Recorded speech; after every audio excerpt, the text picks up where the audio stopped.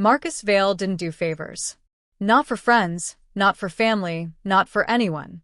But when Julian, his oldest and most irritating friend, insisted he take a blind date in his place, as a joke, man, come on, he found himself saying yes. Not out of kindness. Out of boredom. He'd just exited a boardroom where the walls practically echoed with pretense. Another internal breach. Another senior executive covering their tracks. Another hour wasted on people pretending to care. He needed air. A reset. Even if that meant enduring a dinner with someone who would likely talk about travel blogs or smoothies. He showed up 15 minutes late. Not to be rude, just to set the tone. He was in control. Always. Then she looked up. She wasn't what he expected. No designer shoes. No filtered polish. Just a plain sweater, a notebook with folded corners, and calm eyes that didn't scan him for status. She smiled, small and steady. You're late. He paused. You're not what I expected. I get that a lot. No flattery. No awkward laughter. Just a girl who didn't try to impress him, and somehow that arrested him more than charm ever had. She introduced herself as Alara. Studying literature. Working nights. Taking care of her mother. He noticed how she listened, like every word mattered, like she was collecting clues, not judging. She didn't ask about his job until dessert. And even then, it was more out of politeness than curiosity. He gave her a vague answer. Management. Nothing glamorous. She nodded and moved on. She wasn't trying to win him. She wasn't trying at all. And for Marcus, who'd spent years surrounded by climbers, flatterers, and calculated personalities, this was deeply unsettling. They spoke for hours. About books, silence, and how people confuse noise for presence. She asked what made him feel most seen. No one had ever asked him that. He didn't answer. He didn't know. By the time the check came, Marcus found himself watching her more than speaking. Her hands moved carefully, folding her napkin. Her eyes tracked everything in the room, but subtly. She wasn't loud, but she was present. Every detail she absorbed was deliberate. Something about her manner stirred something buried. A familiarity. A distant image he couldn't fully recall, someone handing him a tissue after a press ambush, or helping him up after a stumble. He brushed it off. She stood. Thank you for dinner. You don't even know what I do. I don't need to, she said with a shrug. I don't look at titles. And with that, she walked away. No number exchange. No expectations. Marcus sat in silence for a long time after. Not because he was confused, but because for the first time in years, he wasn't sure who had just been evaluated in that room. And he wasn't sure if he passed. Alara didn't need to be noticed. She had learned early that invisibility was safer. People talked more freely around those they believed didn't matter. By day, she was a quiet student buried in books.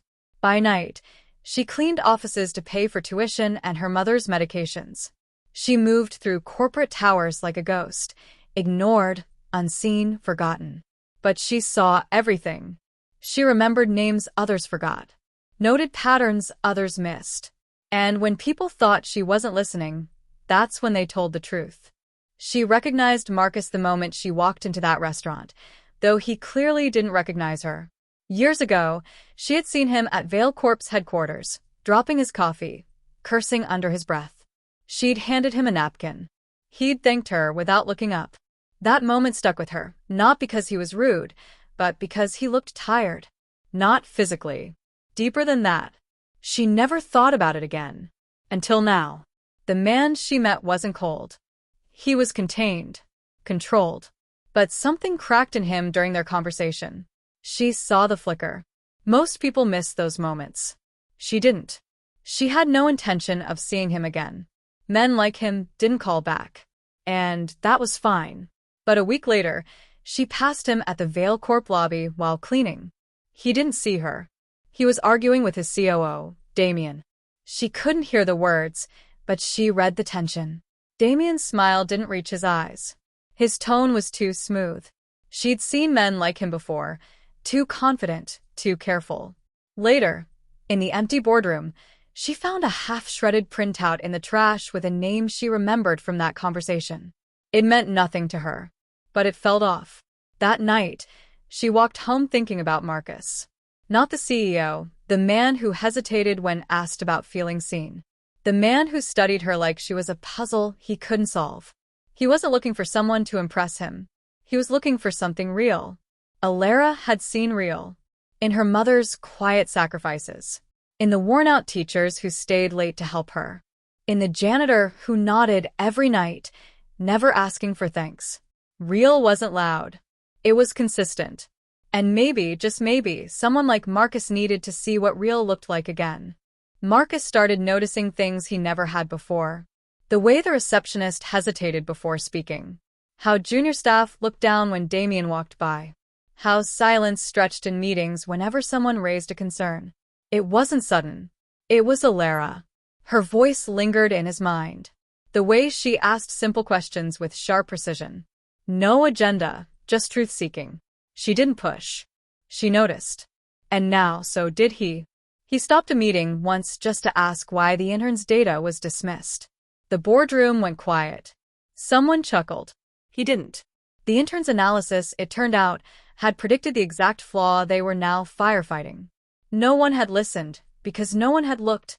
Later, he remembered how Alara had looked at him, not impressed, not afraid. Just aware. Fully present. She saw the spaces people ignored.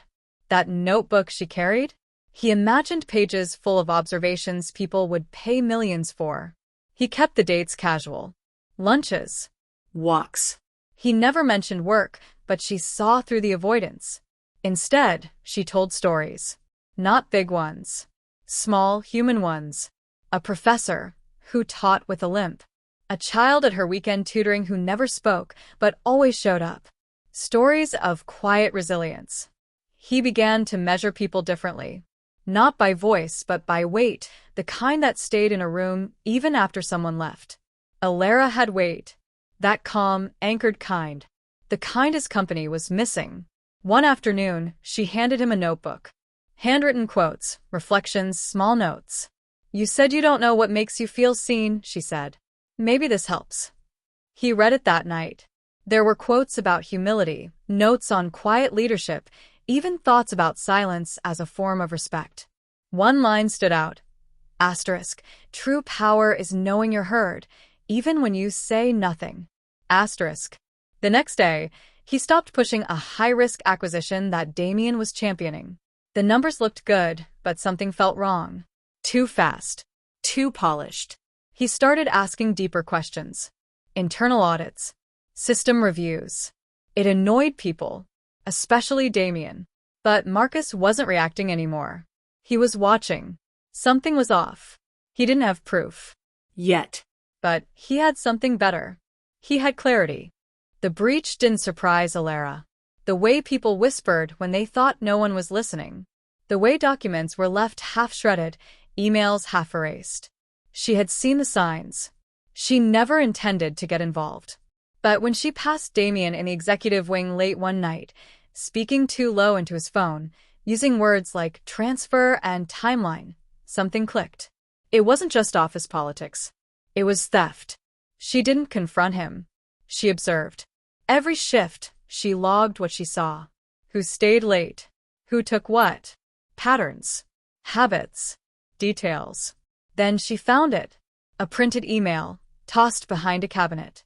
Addressed to a competitor's proxy, disguised as a customer inquiry. It used a signature she'd seen before, Damien's assistant, but the language was too clean. Too rehearsed. She brought it to Marcus.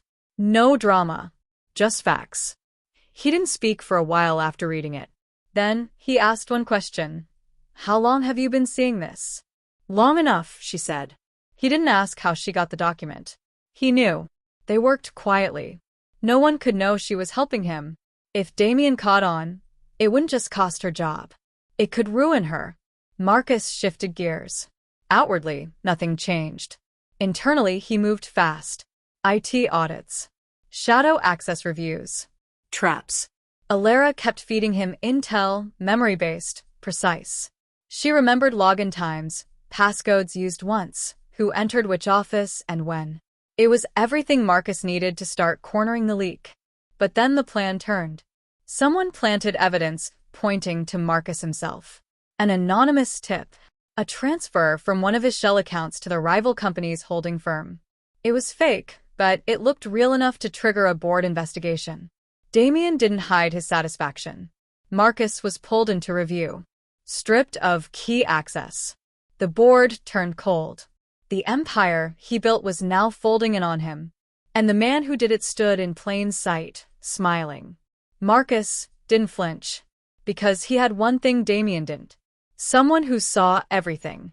Alara moved without hesitation. While the board questioned Marcus, she slipped into the archive room with the master key she wasn't supposed to have. She knew where the Real files lived, on backup drives Damien thought were erased. But nothing truly disappears when people get lazy.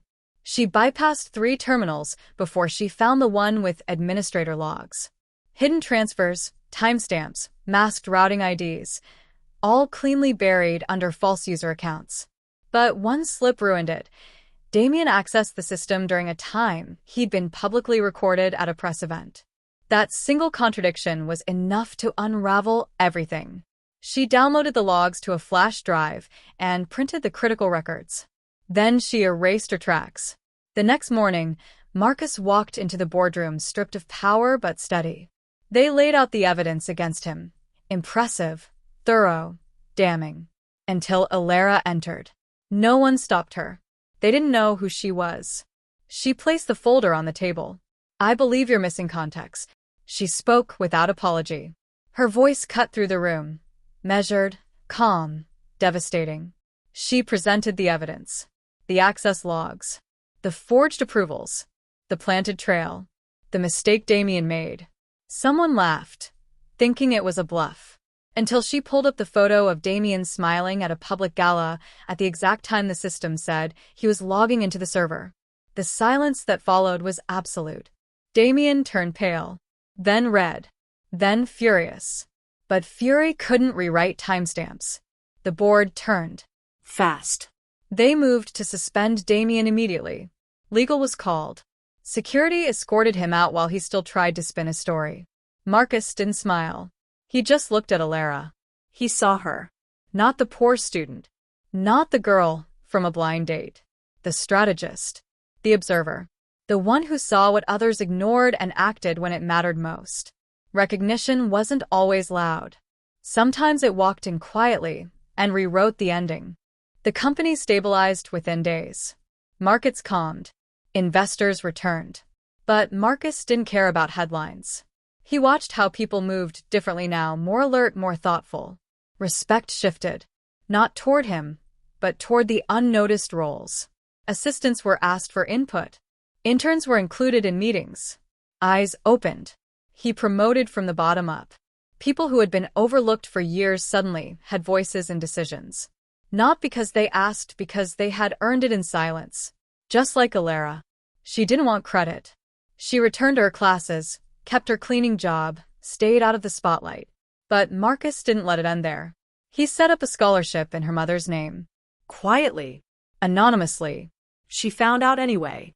She confronted him, but there was no anger, just curiosity. "You didn't have to do that." "I know," he said. "That's why I did." She looked at him the same way she had the first night, without flattery, without awe. Just clarity. "You're not who they think you are," she said. "Neither are you." They didn't talk about what came next. There was no grand declaration, no romantic sweep. Just a mutual understanding between two people who had seen each other clearly, in a world full of distractions. Marcus changed the way his company worked. More transparency. More weight placed on the people who noticed what others missed. The janitor got a bonus. The night staff got proper health care. Policies shifted, not because of a memo, but because of one girl who had seen everything and acted. It was never about a blind date. It was about what happens when someone invisible finally gets noticed and teaches a leader how to see. The empire didn't fall. It transformed. Because someone paid attention. Marcus didn't return to who he was. He couldn't. The version of him that once led through distance and strategy alone had cracked. And in the space left behind, something deeper took root: awareness. Not just of people but of his own blind spots. He no longer relied on reports filtered through layers. He started walking the halls, at night in the early mornings, catching the pulse himself. He asked real questions. And when he listened, he did so fully like Alara did. Not to respond, but to understand. People adjusted. Some resisted. Others rose. The ones who had been passed over, the quiet ones, the meticulous ones, the ones who never played politics, they were suddenly being noticed. And it shook the company more than any scandal ever had. Marcus kept Alara close, but never caged her. He offered her opportunities, but she chose her path, slow, deliberate. She wasn't chasing status. She was building value. When she eventually accepted a strategic advisor role, it was on her terms. Her condition was clear, real change, not just optics. She became his mirror. And his conscience. Together, they rewrote the culture. Not with speeches, but with structure. Accountability wasn't performative, it was built into process. Recognition wasn't given to the loudest voice, but to the clearest impact. And beneath it all, Marcus never forgot that it started with a single evening, a girl who didn't try to impress him, and a silence filled with substance. The world still saw him as the cold CEO. Let them. Because the people who mattered, the ones who actually moved things forward, they knew the truth. And so did she. You said. Years later, they barely spoke of how it all began. The blind date. The fallout. The betrayal. Those things had shaped them, but they didn't define them. What mattered was how they led now. Alara rarely sat at the head of any table, yet her influence ran deeper than anyone's title. Junior staff sought her guidance. Executives paused when she offered a thought. She didn't command attention. She earned quiet authority, word by word, decision by decision. Marcus changed, but not outwardly. He was still sharp, still relentless, but there was stillness behind the drive now. He no longer needed to control every variable. He trusted. That was the real shift. Their partnership became a blueprint. Watch everything, say little, act with precision. People called it strategic genius. They knew better. It was observation. Pattern. Patience. The same skills Alara, once used to survive, now redefined an empire. Insider threats didn't vanish, but they were spotted faster. Not through surveillance, but through people paying attention. A culture of watchers had replaced one of whisperers. No more pretending problems didn't exist. They faced them. Quietly. Fully. Recognition came, press coverage, awards, endless headlines. Neither of them chased it. Let the world talk. The real victories were smaller. A staffer staying late because their ideas finally mattered. An overlooked analyst proposing a system that saved millions. A cleaner offered a pathway into operations because someone finally asked about their story. That was the legacy. Not empire, but awareness. Not noise, but clarity. It started with someone overlooked and ended with a company and a man finally learning how to see.